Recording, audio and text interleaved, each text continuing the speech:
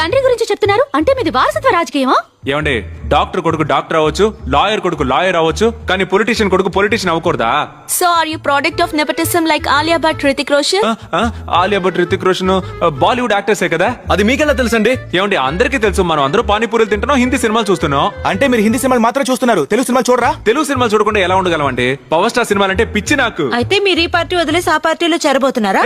నేనెందుకు వెళ్తాను? ఆయన సినిమా చూస్తే ఆయన పార్టీలో చేరిపోతానా? నేను నైట్ మలబార్ పోలీస్ అనే సినిమా చూస్తాను, అందుకని కేరళకు సెట్ అయిపోనా? అంటే మీరు తెలుగు వారు కాదు, పరాయి నుంచి వచ్చారన్నమాట, అవునా? నేను స్వచ్ఛమైన తెలుగుని. తెలుగువాడెవరు తెలుగువాడి అని చెప్పుకోరు. మీరు చెప్తున్నారు మీరు తెలుగువారు కాదు. నేను నిజంగా తెలుగుండి. తెలుగువాడిని వేరుగా మాట్లాడుతున్నారు. మీరు ఇండియన్ కాదా? ఇండియన్ కాకపోతే పాకిస్తానా? పాకిస్తాన్ గురించి మాట్లాడతారు. మీరు ఇస్మాల్ ముజాహిదీన్ గ్రూప్ కి చెందినవారా? ఇంజమాముల కంటే ఈ క్రికెట్ ఆడతాడే ఆయనేగా. అంటే మీకు క్రికెట్ బెట్టింగ్స్ తో సంబంధం ఉందా? ఏంటయ్యా ఈ ప్రశ్నలు?